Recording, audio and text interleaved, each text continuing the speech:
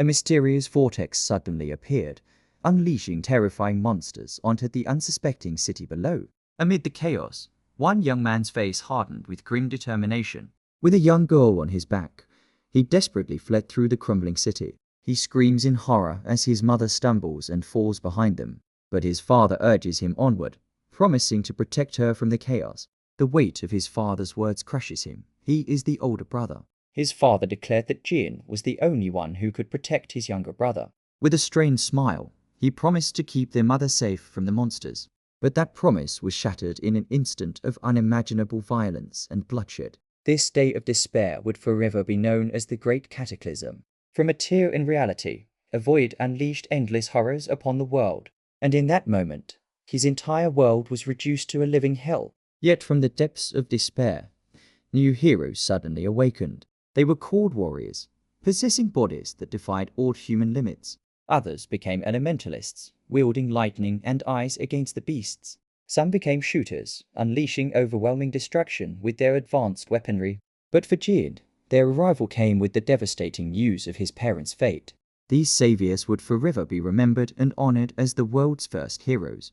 The truth of their rescue was a cruel and devastating irony. Years passed, but the scars of the cataclysm remained on the world. And in this broken world, Jin now hunted the monsters himself. He was treated like a pack mule, ordered to collect every last magic ore. Others gossiped about his dangerous work, all to support his younger brother. For Jin Makari, survival meant enduring any humiliation and any danger. One of the hunters, seeing his exhaustion, offered him a drink. He revealed he was one of the heroes who'd saved Jin all those years ago. But he crushed Jin's dreams, stating that power is something you're born with. The hunter explained that awakenings were a rare phenomenon tied to the monsters. Despite the harsh reality, he offered Jin a sliver of hope for the future. Jin could only offer a strained smile, the hope feeling so distant. The hero then informed his subordinate about tomorrow's grand victory parade. Sanada and the other heroes were met with thunderous applause from the public. Even Jin's own brother dreamed of one day awakening just like Sanada. But the celebration was shattered by a sudden, violent attack. The crowd whispered in fear about a designated harmful class of assassin. The hero's subordinate was enraged by the insane attempt on their life. He claimed these classes were useless, only causing trouble for real heroes. His brother listened in shock as people said such an awakening would ruin a life. Jin tried to calm him, saying his fate as a hunter wasn't sealed yet. Jin insisted that his brother's future was still unwritten. His brother, Akira Makari, was startled awake by his return. Jin quietly entered the room, but still woke his younger brother. Akira sleepily asked if his brother's dangerous work was finally finished for the night. The young boy was just happy to have his big brother home and safe, but their peace was broken by a notice informing him of a sudden rent increase. The people who took them in now saw them as nothing but a burden. With a cold stare, she reminded him that their charity had its limits. Despite the crushing weight, his resolve to protect his brother only hardened. His vow to protect Akira was met with the demeaning reality of his life. He pushed himself through endless labor, repeating his silent promise to himself. Then, a few days later, he visited an exhibit dedicated to the very heroes he resented. A sudden fever racked his body, something boiling deep inside him. He pushed through his security shift, bumping into a strange man. But the man's knowing smirk sent a chill down Jin's spine. Jin looked back, confused by the man's strange reaction. He remembered the night that set everything into motion. A sudden noise had startled him from his room that fateful evening. His fragile peace was shattered by two detectives at his front door. He never thought he'd have to relearn the lesson of losing everything.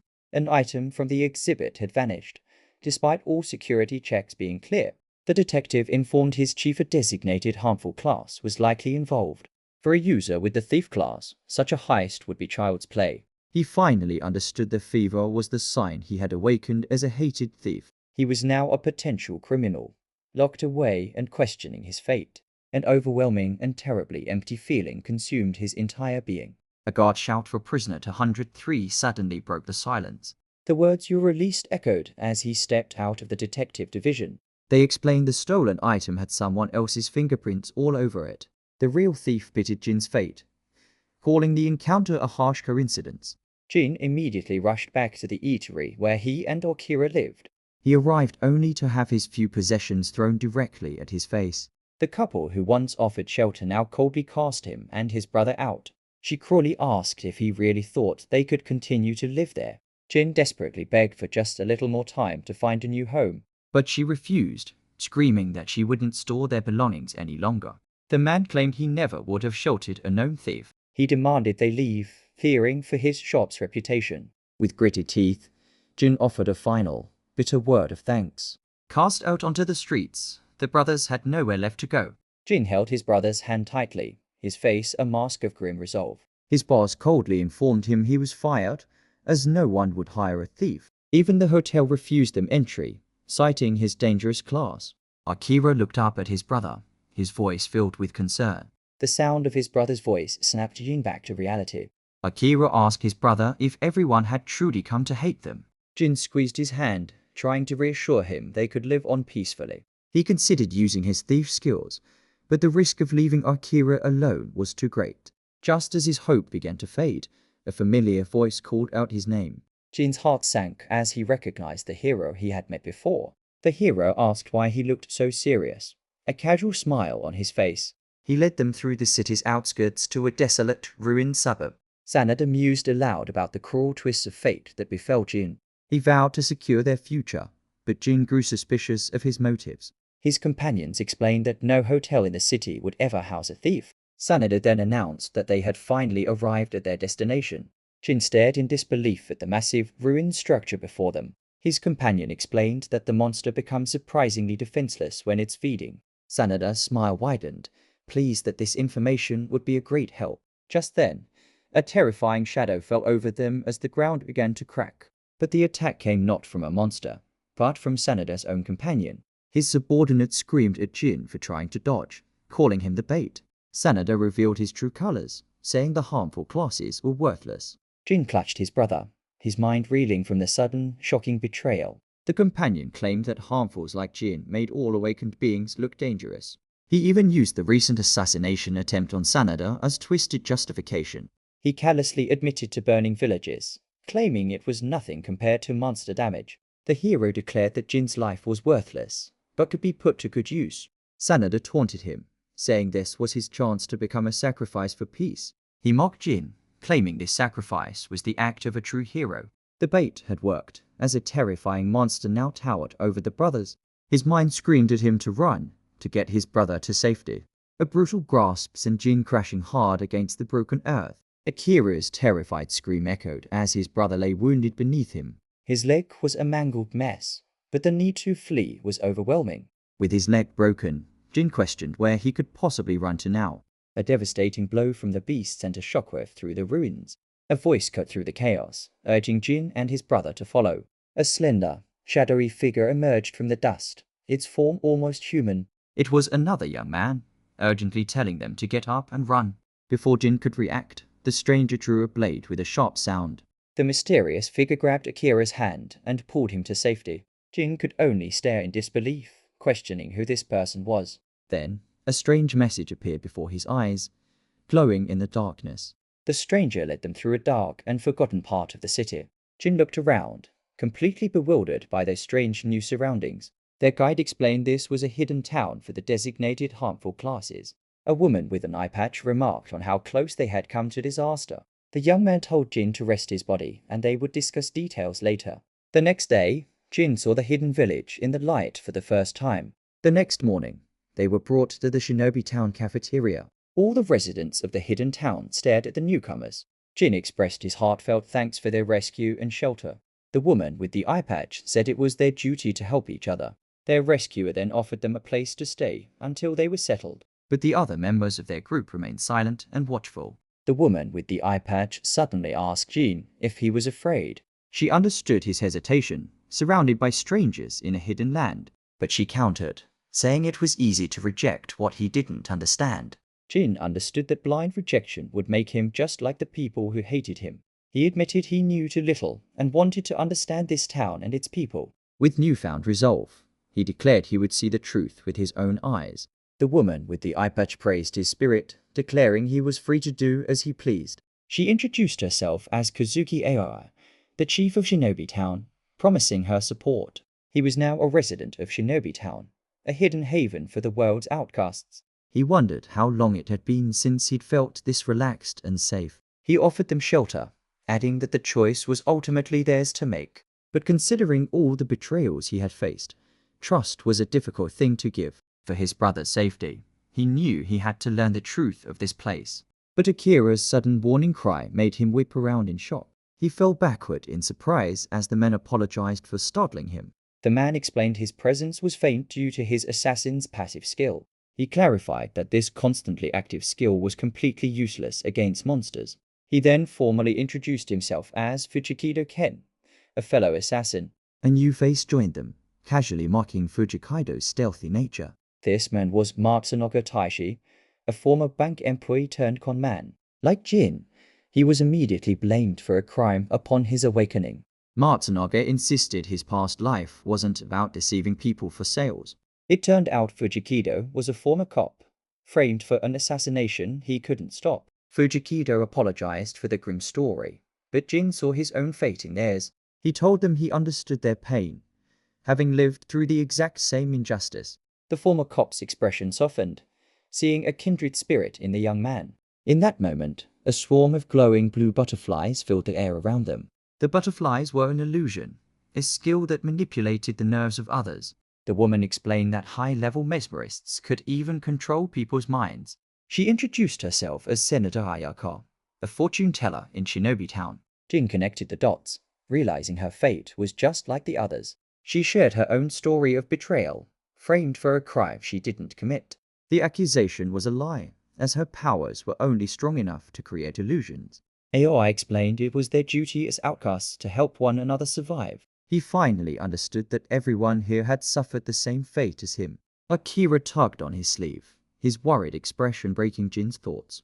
The outcasts continued their conversation late into the quiet night. Aoi explained that here, no one would be excluded for being different. She offered them a permanent home, but first, she had a question for Jin. Jin questioned her kindness, asking what she gained by sheltering them. Aoi paused for a moment, her face shadowed by a painful memory. The image of a happy child, a ghost from her past, answered his question. The memory of her own son was the reason she created this sanctuary. She explained that in this cruel world, everyone deserves a place of peace.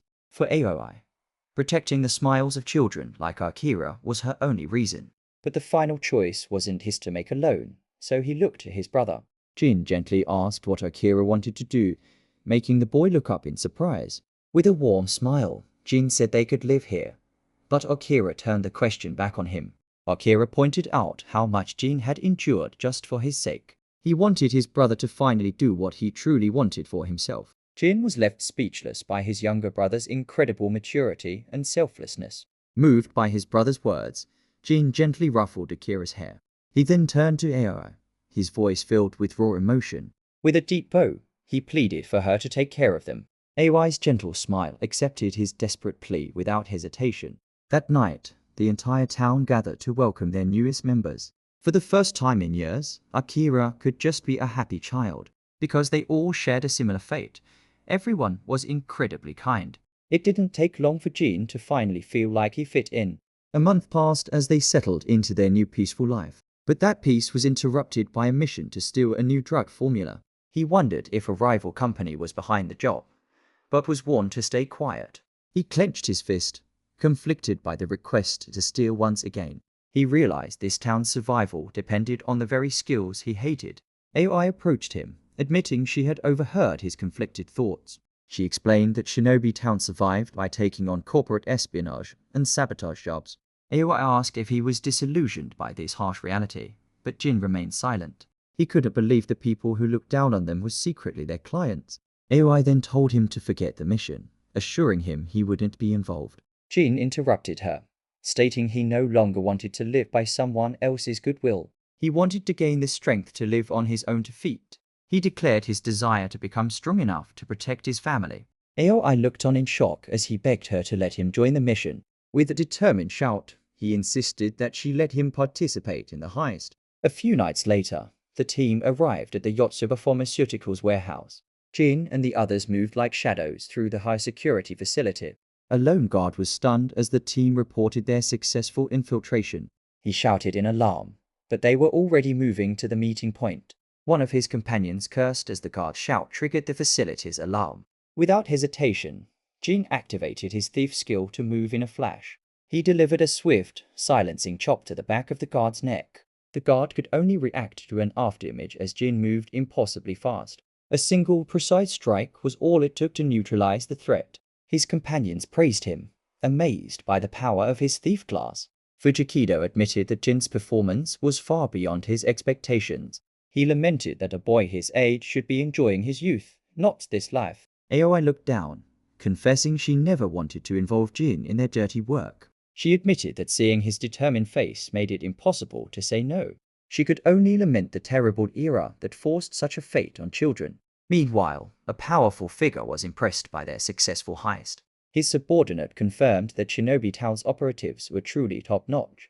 But Chairman Yamado Risei saw their power not as a tool, but a threat. He declared that for this very reason, they must be the ones to strike first. He declared that to stay on top, all seeds of anxiety must be plucked.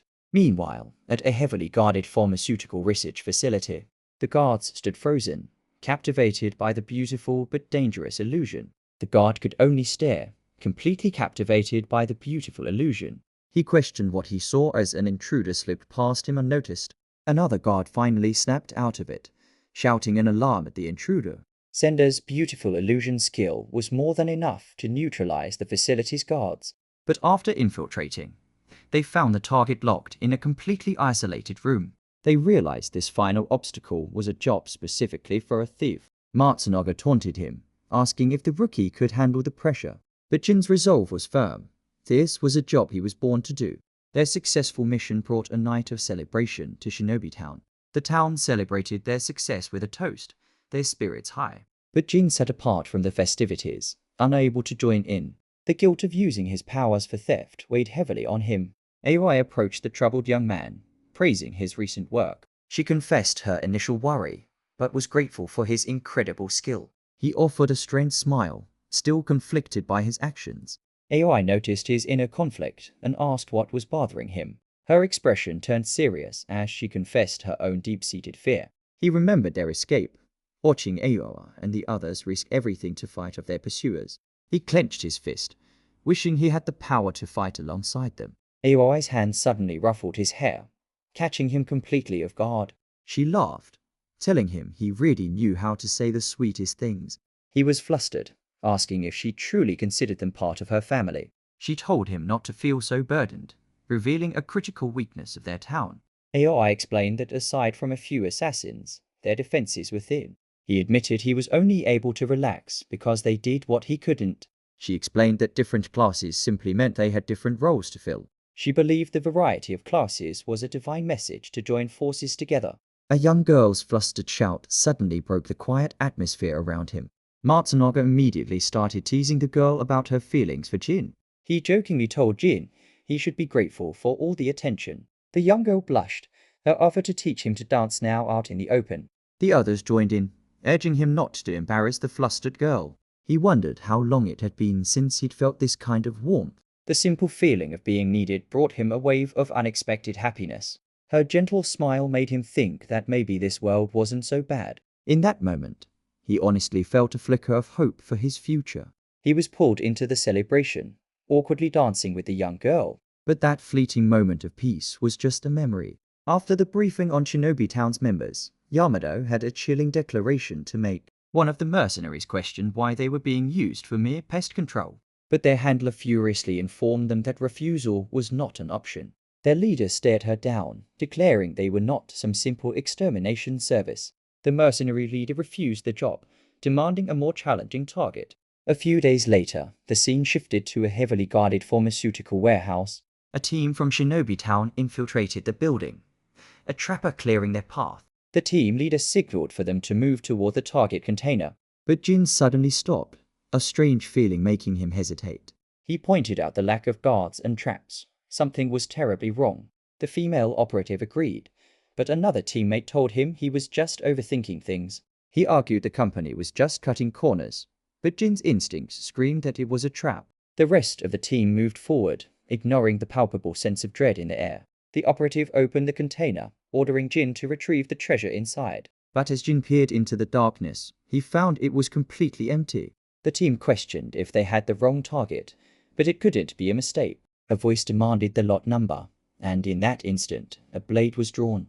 Blood erupted as the operative who dismissed Jin's warning was instantly cut down. The female operative was the next to fall, her eyes wide with horrified shock. Jin barely dodged as the container above them suddenly came crashing down. The surviving operatives reeled in shock, questioning if this was a monster ambush. The team leader ordered an immediate retreat, calling for the trapper to use a smoke bomb. The smoke bomb exploded, but their escape was instantly cut short by a new threat. Jin's blood ran cold, realizing this was no monster but another awakened. A new group of awakened emerged, their leader announcing it was time to begin. The leader's eyes glowed as he called their mission a pest extermination. The surviving members fled in terror as their pursuers relentlessly hunted them down. The team leader realized they were targeted for knowing the dark secrets of the powerful. The team leader realized they were targeted for being a nuisance to the powerful. Their leader's power was immense, confirming he was an awakened they couldn't defeat. He spotted a door ahead, their only chance of escaping this deadly trap. He kicked the door open, but what they found left them frozen in shock. Awaiting them was a squad of bald swordsmen, their blades radiating a menacing red aura. The team realized with horror that their pursuers had been waiting for them all along. The team's chief rallied her remaining forces, preparing for a desperate battle. Her subordinates couldn't believe it, calling their chief's decision to fight reckless. But the chief took full responsibility, vowing to get them all out of this alive. With a furious roar, she unleashed a devastating attack to carve an escape route. Jin screamed Aoi's name in desperation, but his teammate pulled him away. She furiously reminded him that their chief was risking everything to create this one chance. She reminded him that if he died, his little brother would be all alone. With a sudden jolt of resolve, he planted his foot firmly on the ground. Staring at their only escape, he was crushed by his own powerlessness. His teammate shouted that the exit was just ahead. For a fleeting moment, they thought they might actually escape, but their hope was instantly shattered by a ruthless, bloody strike. His teammate screamed in horror as Mark's Oga was cut down before her eyes. Suddenly, glowing butterflies appeared, a sign of Senda's illusion skill. But the illusion wasn't enough to stop the swordsman's fatal blow. The enemy swordsman mocked him, but Fujikido declared he could at least do this much. But his desperate final stand was met with a merciless, fatal blow. Jin turned in shock, witnessing the brutal end of another trusted friend. He cried out her name in horror as another friend fell before him. It was a one-sided slaughter, a brutal and merciless extermination. Even Fujikido, the kind former cop, now lay dead among the fallen.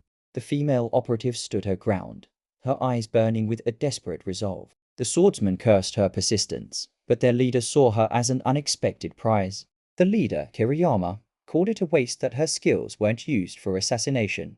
Kiriyama mocked her loyalty, saying someone with her skill didn't need her friends. She realized he felt nothing for his own fallen men, a truly empty person. She declared he would never understand the joy of fighting alongside trusted friends. Kiriyama mockingly agreed, saying comrades were indeed a good thing. She declared they were worth dying for as she launched a desperate final attack. His subordinate screamed a desperate warning for Kiriyama to watch out. Her eyes burned with fury as she put everything into her final attack, but her desperate gamble failed, and she was mercilessly cut down. He screamed Senda's name, begging her to hold on as he tried to save her. She weakly told him not to worry, her voice trailing off as she bled out. But it was already too late as a devastating attack rained down from above. The force of the blast sent him flying backward, crashing hard against the ground. He saw Aoi's unmoving form through the smoke and dust. He knelt by Senda's side as she begged him not to leave her. She used her final moments to tell him to use his skill and hide. Her final plea for him to live ignited a fire within him. The enemy leader admitted she was impressive, with more strength than he expected. But his cold admiration didn't stop the fatal strike that ended her life. He callously declared that this slaughter was the most fun he'd had in a while. With a final threat, he announced that this was the end for Jin. But he suddenly clutched his chest, ordering his men to retreat before more trouble arrived. He stood over Aoi's unmoving body, a silent and brutal victory. Jin screamed in denial, begging her not to die before his eyes. The pain mirrored the day of the great cataclysm. a memory she could never escape. She had lost everything, even her own son, in the chaos. Her days were filled with a despair that saw no future. But meeting others who shared her fate gave her a reason to live. Living for them became her salvation. A family she never thought she'd have again. Her life was now fading away, a pool of blood marking her end. With her last breath, she struggled to form a final, desperate word. Her final, fading word was a gentle whisper of his name. He wept with relief, but her dying words expressed only gladness that he was alive. She urged him not to cry, confessing her time with their family was her greatest joy. He wept, saying they were the ones who had truly saved him from his despair. He called out her name, but her life was already slipping away. Kiriyama gritted his teeth, cursing under his breath in frustration. He held her close, overwhelmed by the crushing weight of his failure. In the end, he realized he couldn't protect a single person he cared for. This new tragedy was no different from the day of the Great Cataclysm. A desperate plea for more power ignited a strange new energy within him. His eyes widened in disbelief as a strange energy erupted from his body. Aoi's eyes shot open, questioning the strange energy now flowing into her. She felt an unknown power flowing from Jin's hands directly into her body. A searing heat coursed through Jin's body as the mysterious energy left him. He stared in disbelief as an overwhelming power erupted from within him. He stared in shock as system windows filled his vision, questioning what was happening. Strength and speed enhancements appeared, skills he didn't recognize as his own. He realized he was gaining abilities that a thief should never be able to learn. He saw the skill hidden weapon user and questioned its origin. Suddenly, Aoi erupted into motion, her body healed and overflowing with power. She unleashed a devastating attack, her new strength catching her opponent off guard. Her comrades realized she used a hidden weapon, a tool for assassins who lacked raw power. He remembered Aoi's lesson about their class's weakness in a direct fight. She had taught them that creativity and unconventional tactics were their true strength. He questioned how he, a thief, could possibly use an assassin skill. He'd never even heard of a power that could do something like this. The truth of his new ability began to dawn on him. He recognized Sender's illusion penetration, a skill he shouldn't have. He was inheriting the abilities of every single person who died around him. The horrifying truth of his power finally dawned on the young thief. He steadied himself, the names of his fallen friends echoing in his mind. He forced himself to calm down, realizing this new power gave him a chance to fight. He knew that for his fallen friends, he had to find their killers. Matsunaga screamed at them to think, realizing the entire mission was a trap. He explained they were targeted because they knew the dark secrets of the powerful. A horrifying thought struck Jin: if they were a target, then Shinobi Town was too. He knew if the goal was to erase all evidence, then the true target was still out there. His worst fears were confirmed as the hidden village was already under a full-scale assault. The leader of the mercenaries furiously commanded his men to leave no survivors. The mercenaries complained that their leader was on edge from the unexpected mission.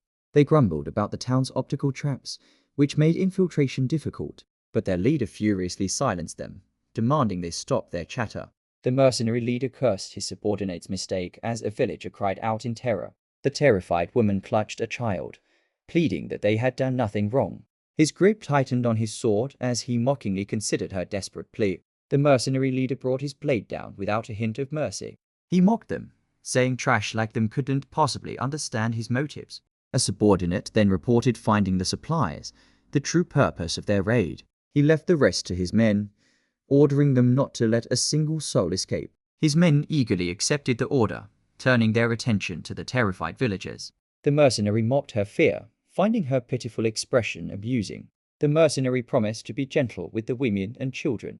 His mercy was a promise to make their deaths quick and easy. But the woman drew a small blade, refusing to die without a fight. The boy could only cry out in horror for his sister. Her desperate attack found its mark, enraging the mercenary. The force of her strike sent the powerful mercenary flying backward. But another villager met the attack, his own strike filled with fury. The young boy stared in awe, his fear momentarily forgotten. And in a flash, Jin was there, his only concern for his brother's safety. He cursed himself, realizing he was just a few seconds too late to save her. But with her final breath, she urged him to run away and save himself. Her life flashed before her eyes, a memory of a love she once knew. He held on tight as the last of her warmth faded away. A blue light pulsed as another life was lost before him. He set traps to protect Akira, vowing to settle this himself. The mercenaries began to systematically destroy everything in sight. His subordinate reported all data was secured, leaving only the residents to be killed. The mercenary sighed, eager for this unpleasant job to finally be over. But a sudden sound from outside made the mercenaries turn in surprise. Screams echoed through the burning town as their own men fell one by one. The leader was stunned, believing all the town's defenders were already dead. He questioned if an outsider was responsible for the sudden, brutal attack. Another mercenary fell, a blade erupting violently from his chest. His eyes widened in shock as he let out a final, choked gasp. He couldn't even see the enemy as his men were cut down around him. His sense enhancement skill was useless, unable to detect the incoming threat. A flash of purple light and glowing butterflies revealed the attacker's identity. The mercenary leader reeled back, demanding to know who this new enemy was. Jin replied that his identity was meaningless, but there was one thing to remember. He declared that the power he now wielded belonged to everyone they had just slaughtered. The mercenary reeled back, realizing this combat power belonged to a skilled dark assassin. He couldn't understand how Jin also possessed the illusion skills of a mesmerist. The mercenary screamed in terror, unable to comprehend what kind of being he was facing. The mercenary leader heard his footsteps, a flaw in the illusion skill. He swung his blade, certain he could locate Jin by sound alone. But Jin was one step ahead, delivering a fatal blow from the shadows. Jin told him not to worry, as the blow wasn't meant to be fatal. He had a question for him, demanding to know who hired them for this slaughter. A sickening crunch echoed as Jin applied pressure, forcing the mercenary to talk. The mercenary dropped his weapon, desperately pleading for Jin to spare his life. But his plea was a lie, a hidden blade flying straight at Jin's face. With a furious scream, the mercenary swung his sword for a final, desperate strike. The mercenary screamed in fury, enraged that his desperate trick had failed. He brought his glowing blade down, intent on ending Jin's life for good. But Jin's new power easily stopped the blade, paralyzing the mercenary with a single touch. He explained he had borrowed weapons from his fallen comrades, a trapper's deadly surprise. He commanded the mercenary to taste the full might of their combined power. Meanwhile, a subordinate reported to the chairman about the extermination mission. The chairman demanded a clear report, growing impatient with his subordinate's hesitation. She apologized, explaining they had lost all contact with the mercenary cleanup squad. With each fallen mercenary, his body absorbed their powers, granting him new skills. He questioned the searing heat, realizing he was absorbing the attacker's skills. But he recoiled in disgust, refusing to use the powers of his ruthless enemies. The memory of his desperate plea for more power now consumed him. He realized his desperate wish was the very cause of this monstrous power. The sight of his brother solidified his grim and terrible resolve. He would use any power, no matter how tainted, to protect what was left. He vowed to do anything to protect his brother, no matter the cost. He apologized to Akira for making him wait through the horror. Carrying his brother, he walked away from the field of slaughter. He absorbed a disguise skill, a power he recognized from his fallen friends. He looked around the ruins, realizing they were the only survivors left. Just then, a beeping sound cut through the silence, another skill activating. The horrifying truth washed over him as he felt their skills flowing into his body. His worst fears were confirmed. This monstrous power was born from their sacrifice. The weight of it all came crashing down, and he could only sob in despair. A choked sound escaped him as he fought to contain his grief, but he forced the tears back, knowing this was no time for sorrow. He looked over the bodies of his fallen friends, knowing what he had to do first. He tried to access the town's main computer, hoping to find a lead, but everything was destroyed, along with any records of their shady business dealings. Just then, Akira called out, holding a tablet that had survived the chaos. Jin wondered if it was just a simple reading device Akira had found, but the device suddenly lit up, displaying a single critical message. It was a scheduled communication from the client, demanding a status report. He knew if he didn't reply, the client would realize something was wrong. He had to bluff, but a single mistake would mean certain death. Just then, a familiar blue energy began to envelop his body. He remembered Matsunaga, the conman whose skills were perfect for this deception. He recalled the man's voice, realizing he had the power to mimic it perfectly. Using the voice mimicry skill, he reported that the mission was a complete success. He clicked of the device, The bluff successfully delivered for now. The deception bought them some time, but he knew it wouldn't last long. Knowing the enemy would return, he frantically searched for any surviving documents. He felt a wave of despair, realizing all the physical records were gone. But then it hit him, a memory of Aoi's past as a master of the underworld. She must have left behind some kind of insurance, a final trump card. The tablet then displayed a list of skills, one of which was completely new. He stared at the glowing screen, his mind struggling to comprehend the information. He realized the skill traces of the dead was Aoi's final trump card. The skill plunged him into a memory of Aoi and her son on a peaceful day. In the memory, her son asked if she was a necromancer, a fact she hesitantly confirmed. She explained her power allowed her to recreate the actions of the dead. Her son was amazed, but she downplayed her powers weak and limited. She explained that necromancers had a bad reputation, making them a hazardous class. But her son insisted her power was amazing, certain she would save people with it. Her son's pure belief brought a rare, happy blush to her face. The memory faded, and he whispered the name of the son she had lost. He realized he was the one being saved, and offered his thanks to her son. He steeled his resolve, knowing he had to use her power now. He activated the traces of the dead skill, vowing to make it count. The skill brought forth a spectral image of Aoi from the swirling energy.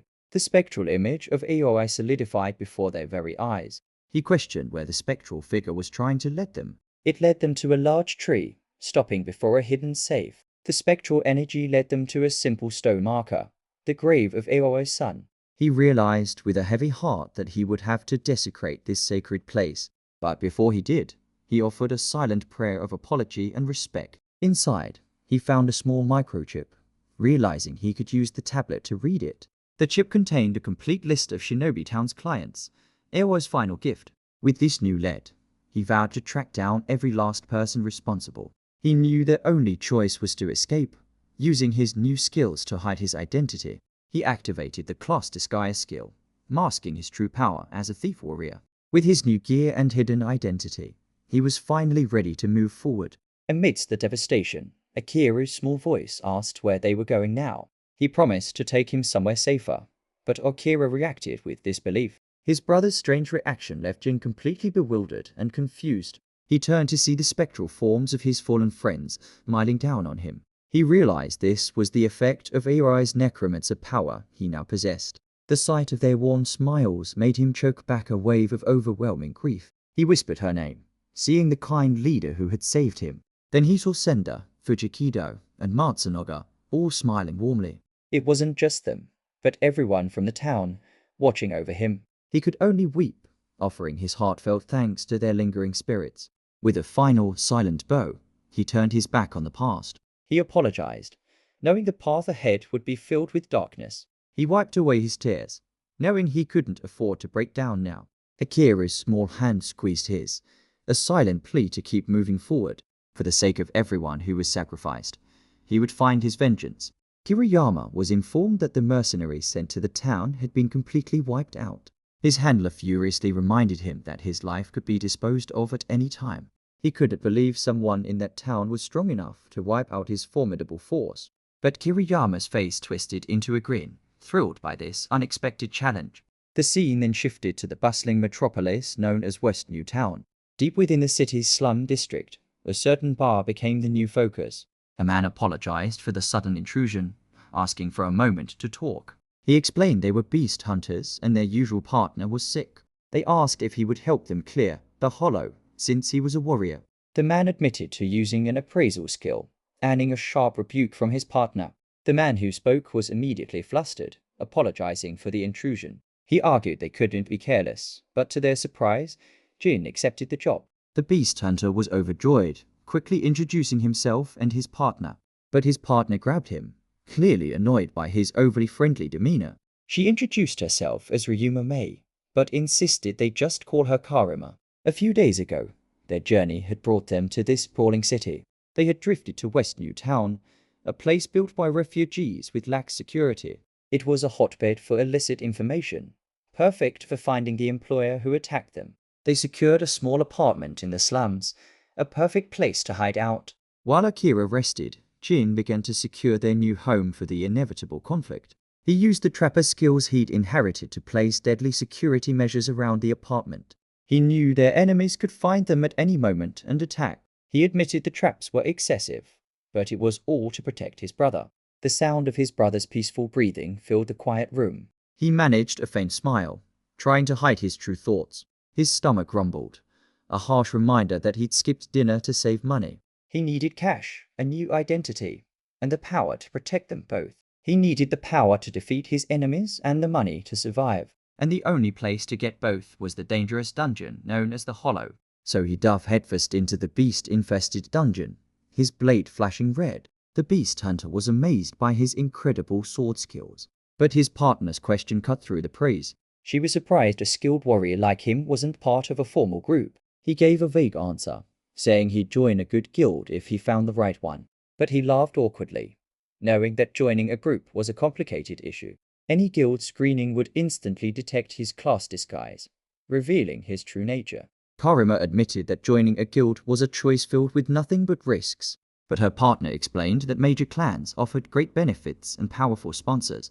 The mention of Sanada's Lion clan made Jin's blood run cold. The beast hunter grunted, explaining they were just taking small jobs to train. He complained that hunting weak monsters in the Hollow was a slow way to level up, but their conversation was cut short by a sudden, earth-shaking impact. A massive magical beast suddenly appeared, its shadow looming over them. The beast hunter shouted not to panic, claiming it was just a weak magical beast. He urged them to make it a quick hunt as the team prepared for battle. The bat-like monsters let out a piercing cry as they charged forward. Jin's blade flashed, effortlessly slicing through the incoming monsters. In an instant, the creatures were sliced clean in two. The beast hunter explained that hunting monsters was the key to their growth. To his surprise, Jin realized his own magic skills were also increasing. He watched them celebrate, but worried his own progression wouldn't be so simple. He checked his status, finding his class had become an unidentifiable god caller. He questioned if this was because of his new skills, or some other hidden reason. He pushed the questions aside, needing to test if he could still grow stronger. The beast hunter screamed a desperate warning for Karima to run, but Jin was already in motion, launching himself at the massive beast. A flash of his blade and the monster was instantly cleaved in two. The beast hunters were stunned by the overwhelming display of power. The hunter praised the magnificent strike that followed his impossible evasion. They both agreed that for a warrior, his fighting style was strangely unique. He realized that despite his stats rising, his class level remained stubbornly unchanged. A terrifying magical beast with glowing red eyes suddenly materialized. Realizing it was the boss, the hunter declared they had to work together to survive. The beast hunter screamed Karima's name, shocked by her reckless charge, but she ignored him, determined to absorb the miasma from this powerful beast. She declared she was taking this one, facing the monster's attack head-on. He knew only an elementalist's wind magic that stopped the incoming projectile barrage, but Jin prepared to intervene, his expression hardening with resolve. He stopped himself, realizing using magic would expose his class disguise. In that case, he would just have to cut it down himself. His sudden leap caught the beast hunter completely by surprise, but Jin's reckless charge had created the perfect opening for Karima. He combined his throwing and swordsmanship skills into a single deadly attack. The glowing blade found its mark, piercing the beast's skull with devastating force. The monster reeled back in shock, its life ending in a single precise strike. The beast hunter could only shout in amazement at the one-shot kill. The beast exploded violently, making them wonder if Jin was a monster himself. After clearing the hollow, the beast hunter called out as Karima walked away. The beast hunter tried to ask him to team up again, but Jin was already gone. She recalled his final attack, a throwing skill only a thrower should possess. His true identity remained a mystery, a question hanging in the night air. A young girl struggled against glowing red chains, whispering Akira's name in fear. He froze in the doorway, his mind struggling to process the scene before him. His confusion was clear, unable to understand who this girl was or why she was here. The girl glared at him with suspicion, demanding to know what he was doing. His brother suddenly tugged on his shirt, pulling him back from the doorway. Akira asked if he knew her, but Jin could only deny it, completely baffled. He activated his job appraisal skill, certain he'd never seen her before. Her class was thief, her tattered clothes speaking of a difficult past. He guessed he was only a little older than his brother, Akira. The girl's hostile glare put Jin immediately on the defensive. He realized she was terrified, her wariness a clear sign of her fear. He knew he had to find a way to get her to lower her guard. He tried to calm her down, offering to share their food with her. Akira happily added that food always tastes better when shared with others. His brother's innocent plea to eat together caught Jin completely off guard. The girl seemed taken aback by the simple offer of more food. Akira proudly declared he had bought enough for everyone to eat their fill. Her silence spoke volumes, a mix of disbelief and deep-seated suspicion. Akira gently offered the still warm potato to the wary girl. She ate ravenously, tears streaming down her face as she did. She whispered that it was good, and Jin offered a gentle smile. He asked for her name, which she hesitantly revealed was Mitsuki. Her silence was all the answer he needed to know she was homeless. He then offered to help her find a new place to live together. She was stunned by his kindness, but he felt the meeting was fated. He promised to help her, believing that people in their position should support each other. The following morning, a new day dawned over the sprawling metropolis. But finding a new home for them all proved to be incredibly difficult. They were turned away at every turn, even from the local children's home. He learned that those with hazardous classes were forbidden from renting property. He realized that in these times, no care facility would ever take her in. Mitsuki's silence was heavy before she finally apologized for being a burden. But she put on a brave face, saying she would just return to her old life. Akira watched with concern, troubled by her decision to give up. She questioned his plan, warning that a thief's life would only end in capture. But she screamed in frustration, insisting she didn't care about the consequences. Her voice trembled as she said she had nothing left to lose. With tears in her eyes, she vowed to live and die on her own terms. She turned and ran as Akira cried out her name in shock. Akira's voice cut through the tension, asking why she would leave his brother. She screamed that it was foolish to expect anything good from anyone. The night fell, and with it, a heavy silence settled over the city. She explained that her life had always been this way, an afterthought. Even during the Great Cataclysm, her mother had abandoned her. Her desperate cries were ignored as she was left behind to die. She decided that if hope only led to betrayal, she would live alone. The scene cut to a man admiring the city view from a lavish balcony. He admitted that the thought of the poor suffering below made his heart sore. He toasted to his own fate, glad he wasn't one of the suffering masses. A woman asked for his help, and he agreed with a sinister condition. He offered her money, and in return, she would do anything he asked. But his smug satisfaction was cut short by a sudden scream. He cried out in shock, realizing his money had suddenly vanished. He watched in fury as Mitsuki fled, cursing the young thief's name. She celebrated her successful heist, a triumphant grin spreading across her face. This was proof she could survive on her own, without anyone's strength. But her moment of triumph was shattered by a single, ruthless strike. The man grumbled, annoyed that this petty theft was wasting his time. He mocked her attempt to flee, reminding her he was a powerful martial artist. He sneered, saying he'd teach the hazardous class brat a lesson himself. The man's words triggered a painful memory of another broken promise. Her uncle had once offered her salvation, vowing to take care of everything. But that kindness was a lie, a betrayal she could never forget. He told her that family should act like family, his intentions sickeningly clear. The man's face merged with her uncle's, a reflection of the same cruel betrayal. But his taunts were cut short as a powerful force slammed into his back. The man reeled back, questioning the sudden wind and the identity of the attacker. He cursed in fury, realizing the girl had vanished in the chaos. But Jean had already swept in, rescuing the terrified girl from her attacker. She asked why he saved her, and he simply called it repaying a favor. Mitsuki was confused, but he explained that kindness should be passed on to others. He admitted it might be selfish, but he too had been saved by many people. They escaped into the city, but their troubles were far from over. The man they'd attacked had already called the police. He realized escaping with Mitsuki would be impossible on his own. He decided to hide in a back alley, but a voice asked if they were in trouble. He turned in shock, his guard instantly up at the unexpected voice. The voice had come from a nearby church, a potential sanctuary in the night. Mitsuki couldn't believe they were being sheltered, thanking the woman for her help. He asked why she would help them, but she simply said all people are sinners. She explained that no matter who they were, They were all equal in God's eyes. She believed that a hand of salvation should be extended to everyone in need. Mitsuki watched from the doorway, her silence filled with lingering suspicion. Suddenly, a group of children burst into the room with boisterous excitement. The nun explained that this church was a sanctuary for children without families. She added that all the children here had troubled backgrounds of their own. A sudden, dawning horror struck Jin as the nun confirmed his unspoken fear. To their shock, the nun revealed all the children were hazardous class users.